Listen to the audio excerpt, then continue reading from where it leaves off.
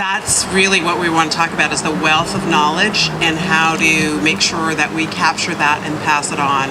And I'm so glad that he was able to be part of the process and their group helping to inspire what the mural was. Now we're going to have Sylvia and Soares. Yes. Sylvia and Soares is as people have been talking about her, is a great actress that's in our community, and we love her very much. Okay. Say more of that. I'm so sorry. I was supposed to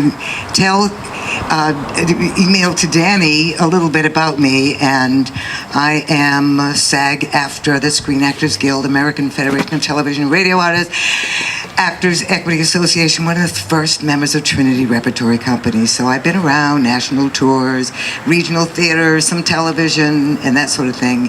And now just...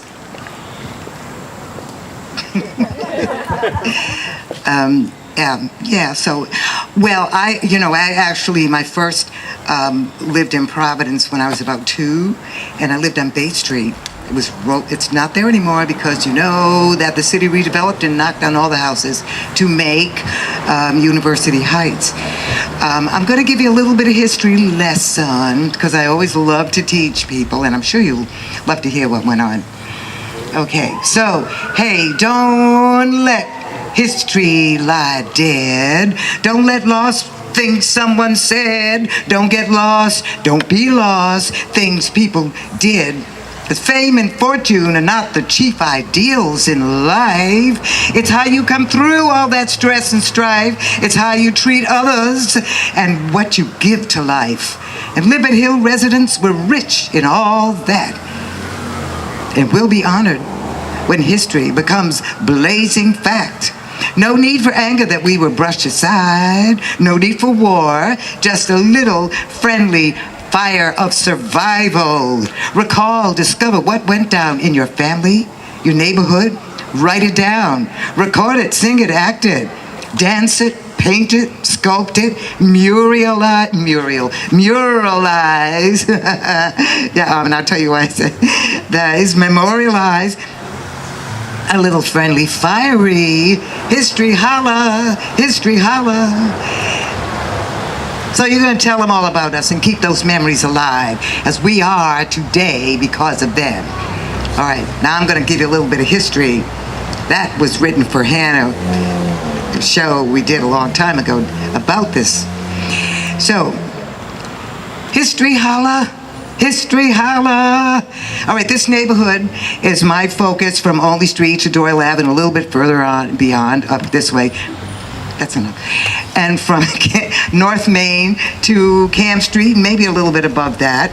And it was a neighborhood of descendants of African slaves in Rhode Island. And also there were Cape Verdeans, Native Americans who were mainly Narragansett tribe. There was Jewish immigrants and Polish immigrants and Irish, some migrants from the down south after World War I came up. And everybody brought something beautiful of their culture to this neighborhood. And it was not a crime-ridden neighborhood. It was not, okay? Everybody knew everybody else. Everybody looked out for everybody else. And you couldn't do anything without your mother knowing before you got home. So we were all like on good behavior, but felt very safe and comfortable and friendly here. These were hard working, poor folk. We all were. You know, I lived down on Lippett Street. It's not there anymore. Where was my house? My house down on Lippett Street was, if you're going, all right, Lippett Street, here's where it went. It went from the entrance of University Heights Plaza, which is off North Main Street. It came right up and went straight through what is now the front door of Martin Luther King School. That was Lippett Street. And my house was down there. Now it would be up in the air now. All right, so there was, in terms of neighbors and people being friendly to each other, there was a Jewish lady who lived next door. And my mother, she didn't get home until a little bit later. And the woman's son would always come, tall guy, and he would play games and put me on his shoulders and all kinds of. Sometimes I had to pee. So I would go and ask her if can I come pee?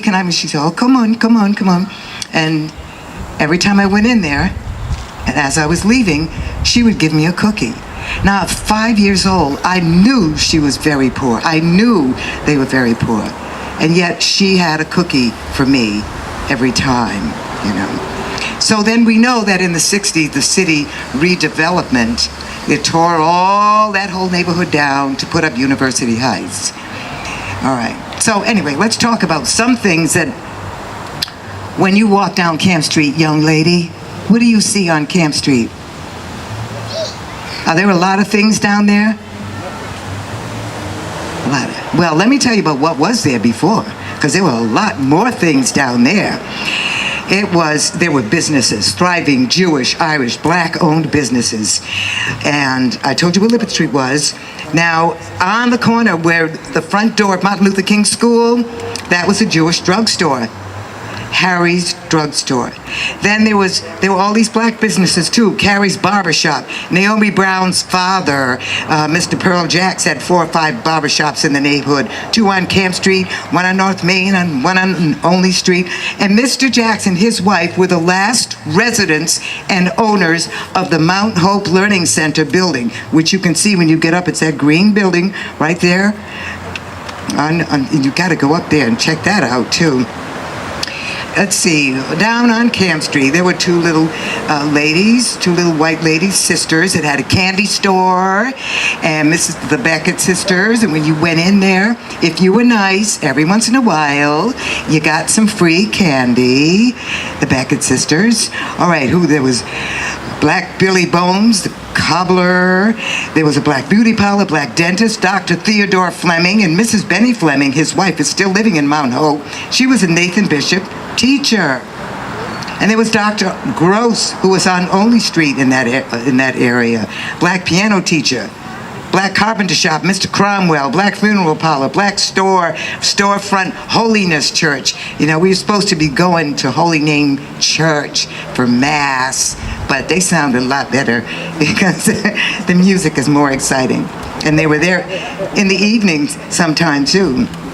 Benny Woods had a black restaurant. Ruthie Correa down on Howell Street. Howell Street's not there anymore. Had a store. Then she moved to Pratt Street, and at Only across from where the church used to be, from the Baptist Church. And she gave scholarships. She had dinners and raised scholarships for kids of color who were going on to college. There were black military officers, eventually black mailmen. When I remember Mr. Tall, Mr. McCrae. Anybody here remember Mr. McCrae? Yeah. And then the first black policeman, Manny Rodriguez, and that's Portuguese Rodriguez. He lived on Halsey Street. That was on the other side of Only Street. Oh, let's see what else. Oh, man. Oh, Benefit Street School was down there. Mr. Lima. I can't hear you. Mr. Lima on Only Street. Mr. Lima. Thank you. Mr. George Lima, right? On Only Street, too. Thank you. Thank you. I'll put that in there, too. Okay, we had a big park. Oh my God, we had a big park. It's not there anymore because that area is not there, called Bates Street Park. And there was a huge cement swimming pool under the trees. It was wonderful, and there was a lot of dirt there. And then there was this rickety old merry-go-round, wooden merry-go-round. We would go round and round, and around the edge of it was a gouged out where we would put our feet out to stop it when we wanted to get off. Or you just leapt off the thing. Only Street Baptist Church, which is up here. No, that was down the street. That was down the street across from Pratt Street. And it was a beautiful old white church building, which if it was somebody else's church, they would have restored it and kept it. But it was, well. So now let's see. Oh, let's go down to North Main Street. So all along North Main Street, okay, in front of what is now University Plaza, there were all kinds of things. Down near Olney Street, there was Ruth Bailey, Sister Ruth Bailey's beauty shop. Then there was an Orthodox Polish church, Jewish bakery, Corb's, delis. There was a Jewish furniture store that sold radios. And as a 5-year-old girl, I saw my first television. And I remember that thing was like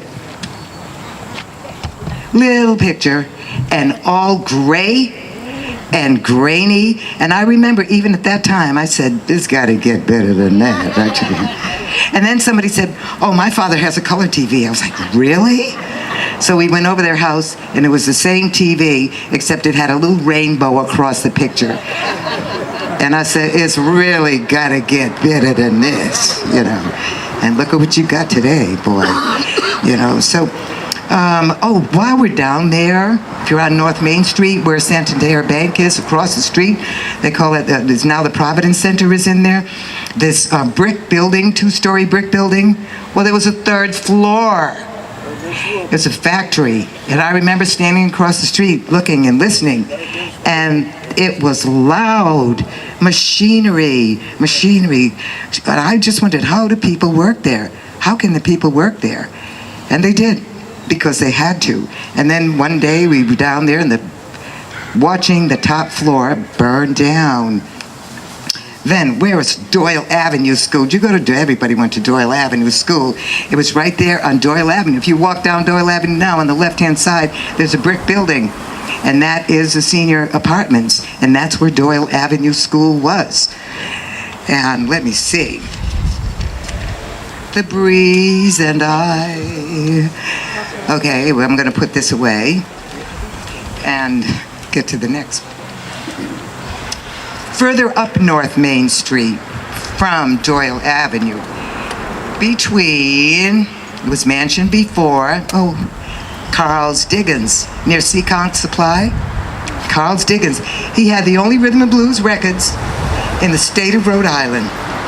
Many people went in there and used that. And then the Celebrity Club. I see somebody, is that Blake? All right. Paul Filippi started the Celebrity Club, and Blake's going to come up and talk. His son is going to come up and talk to you after. And so it was, the Celebrity Club was where, we would say, where the Charles Gate Medical Center is standing right now. Across the street, there was a restaurant called Ziggy's, and everybody's stars' pictures were in there. Celebrity Club had world-renowned artists of all kinds. And I'm not going to go through naming them all, but you can look online and find out, because they were the big, famous jazz folks of that time. And they also, there was a story about Paul Filippi, is that these people heard about the club, and they came and they looked, and the husband went inside. It was a white family, him and his wife. He went inside and he said to Paul, my wife's in the car, and we have a couple of friends. Is it okay if we come in here? Now, here's a white man asking if he can come into a black club. And Paul said, no. Yes, of course. Everybody's welcome here. It was the first integrated nightclub in Rhode Island. And Paul was an overgenerous man and open-hearted to everyone. Oh, they had a Sunday Coke corner, not that kind of Coke, Coca-Cola, and they would section off a little section for the kids, and the kids could come on Sunday afternoon and learn from and be entertained by all these wonderful musicians. Now, 2 of our neighborhood kids, and some more, that played at the Celebrity Club, and their photos are on that wall. Randy Ash and Billy Osborne. Randy lived 2 houses that way from the corner of Camp and Doyle Avenue, and he continued to go on to work as a musician, still working as a musician. And somebody mentioned already, he had a group, Danny mentioned, Little Randy and the Stompers, and that was Randy Herman Pittman, who lived down on Cypress Street. I lived down on Cypress Street, I forgot to tell you. And who else was in that? Billy Osborne, Arthur Hazard played the saxophone. Randy I thought he was going to be here. He can't be here. Okay. So when Billy, I got to tell you about when Billy Osborne was a little boy, he was about 5 or 6, and he was showing talent. That whole Osborne family, fabulously talented. And his father took him down to the Elks Auditorium on Washington Street. It's not there anymore because it's now Regency Plaza. So, and put him up on a box because at that time the microphones didn't go up and down. So he stood this little 5-year-old kid on the box. He started to sing. And everybody was so wowed by it, they started throwing money at the stage. And right in the middle of the song, Billy saw all this money, and he crawled down off that box to go and get his money. You know, and on the mural, there's also a picture of LTD, of which Billy was the band leader, and he did vocals with his little brother, Jeffrey. And they toured all around. They did American Bandstand, Soul Train, and all kind of other places. And eventually, we know, Jeffrey went on to be a major star, and part of Only Street is named Jeffrey Osborne Way. Billy is an established vocalist, percussionist, keyboard, organist, producer, and he wrote the #1 hit, Check It Out, for other of our family who lived in environs and also in Massachusetts, Tavares, right. And eventually, Billy worked as writer, arranger, producer, right-hand man in the studio with the genius Ray Charles until Ray Charles's passing. Billy wrote 12 of the songs on Ray Charles's last album, Thanks for Bringing Love Around Again. And he actually wrote 100 more songs, and many of them did not get recorded. And there might have been, who knows. He, in April it was inducted, Billy Osborne was inducted into the Rhode Island Music Hall of Fame. That's down at the Hope Artiste Village. Some of you have been there. You can go in there and walk down. There's this hallway with all these musicians on either side of the hall. Their stuff. He wanted to be here with us. He lives in LA, working on projects, and he wants you to know that he was thrilled and honored to be part of this. He's very proud of all of you for putting this together, and he'll talk to you later, I guess, okay? But the talented, it's not just what we see now, because the talented Osbournes started way back, I guess, but as far back as we know, is somebody who could have been my father, age, was Clarence Legs Osborne. He had long legs, and he was a popular trumpeter, and he did play the Celebrity Club. And I did say that Billy and Randall and Joey Osborne, played in the Celebrity Club too when they were kids, and they had to wait in the kitchen. They couldn't let them come in the room. It was time before when it was time to come on. But Clarence, he worked down a Canal Street. We would go down a Canal Street and we see Roger Williams National Memorial. Isn't that pretty? Well, even when I was little, and I'm 75, there were all tenement buildings all falling down opposite where there's fancy apartment building just beyond over the river. It was all warehouses, and that's where all the meats and all kinds of things and vegetables and everything came in. And his father was a meat packer and other jobs. And at night, then he would go out and play the clubs. And his band also played block parties. Okay. In this neighborhood, the city would present them, put up a stage. If you go beyond, on the other side of Martin Luther King School and go up, Lippert Street is still up there, and then it takes a left to be Dwight Street. But right up there at the top, they would put up a bandstand. And it would be decorated with crepe paper, all kinds of colorful crepe paper and all that. Legs Osborne and his band would play, and all up on the sidewalks there were card tables, all decorated with crepe paper. and people were selling food. And do I have to name all of it? Jag, linguiça from the Cape Verdeans, manchupa cachupa, and there was fried chicken and ham hocks and greens and baked ham and potato salad, lemon, peach cobbler, apple, blueberry, and sweet potato pies. And many of the musicians of the area played there. Jimmy Berry, Frank Sleepy Johnson, Freddie Starks, Jimmy Stark. There was Lady Sylvia Crum, Joe Watts, Otis Gamble. Also, Betty Penny Gamble, the fabulous artist. Look her up on Facebook and be wowed. Her father was a trumpeter. George Azevedo, Joe Silver, Bruce Whitney. There were so many more musical people from this area. And also, the oldest Osborne son was Eolus Clay, was oldest son, and he became very famous in Rhode Island and in the environs with this band as a very silky voice. So anyway, that was party time, wonderful block parties. And at one of those block parties, and we have a guest with us today, 81 years young, Meredith DeBrito, and she's right here. You want to stand up, Meredith? Turn around, let everybody see your face. Stand up a minute, please, and just turn that way. And okay, great, because we wanted to get you on camera.